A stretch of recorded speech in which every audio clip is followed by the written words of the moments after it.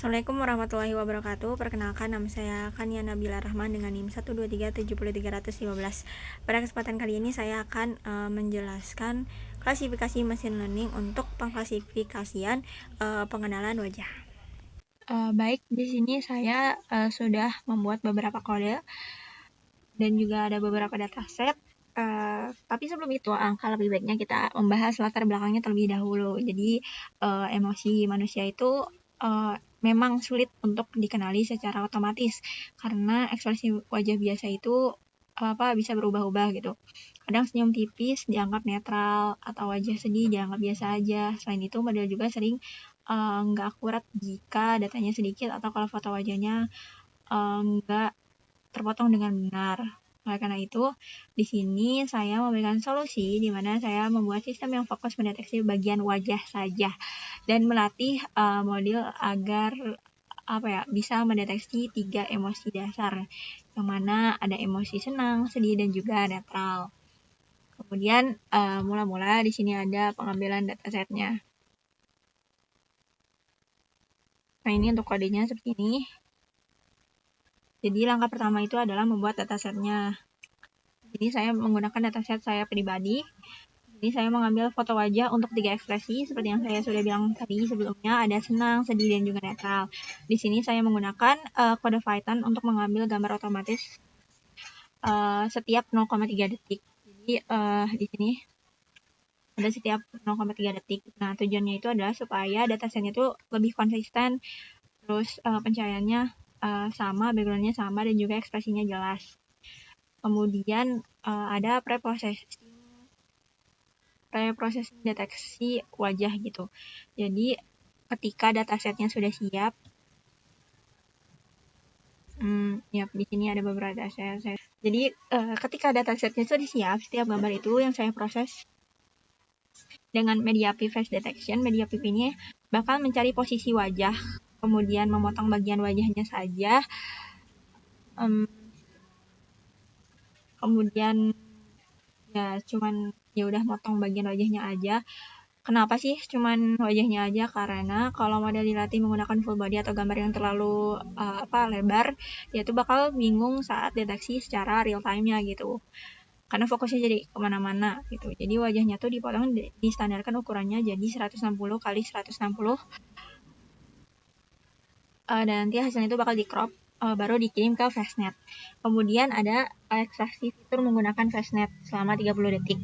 Jadi Fastnet itu gak bisa membaca gambar dalam bentuk pixel biasa. Jadi Fastnet itu mengubah wajah menjadi sebuah vektor yang berisi 512 angka atau disebut dengan embedding. Nah, embedding ini adalah ciri khas wajah yang lebih stabil. Dia tahan terhadap perubahan cahaya, sudut wajah, atau ekspresi kecil.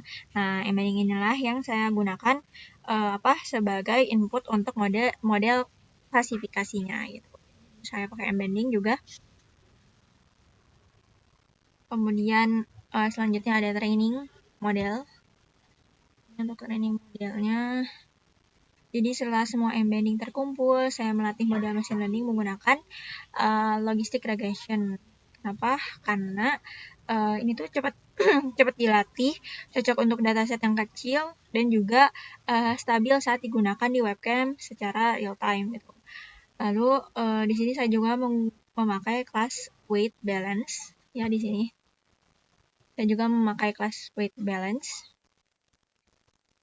supaya setiap emosi itu mendapat bobot pelatihan yang adil gitu. Kemudian ada pengujian secara real time ya. Jadi di sini tuh alurnya. Yang pertama, webcam itu bakal nangkap gambar. Lalu MediaPipe mencari wajah, lalu wajahnya dipotong. Kemudian Fastnet membuat embedding. Lalu logistic regression itu bakal memprediksi emosinya. Kemudian sistem tuh bakal nampilin kotak dan juga label emosi beserta confidence-nya gitu. Jadi kayak ukurannya gitu. Dan hasilnya itu cukup akurat. Yang mana jika saya tersenyum, sistem itu bakal mengenali saya sebagai senang. Lalu jika wajah saya datar, sistem juga bakal memberi label netral. Dan jika saya berekspresi sedih nih, bakal dikenali gitu. Dan pada awal percobaan itu model saya itu sering salah mendeteksi ekspresi, terutama di bagian yang senang. Tuh. Deteksinya itu adalah netral. Tapi setelah saya menambahkan beberapa dataset pada ekspresi senang, kemudian saya juga ya mengganti beberapa metode, mencoba lagi, akhirnya ketemu gitu solusinya. Jadi emang harus di crop. Kemudian latarnya juga harus sama, tidak boleh berbeda.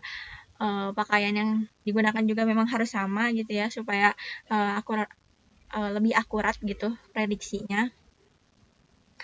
Jadi ya itu beberapa hal yang memang harus dipertimbangkan gitu untuk mengambil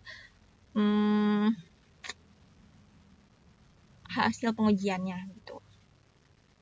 Jadi bisa kita simpulkan bahwasanya sistem ini tuh berhasil mendeteksi emosi dengan cukup baik karena dia tuh menggabungkan beberapa hal seperti ada media pipe gitu untuk deteksi wajah, kemudian ada FaceNet gitu untuk ekstraksi ciri wajahnya, kemudian ada logistic regression untuk klasifikasi ekspresi wajahnya. Baik, mungkin cukup sekian. Mohon maaf bila ada kesalahan. Wassalamualaikum warahmatullahi wabarakatuh.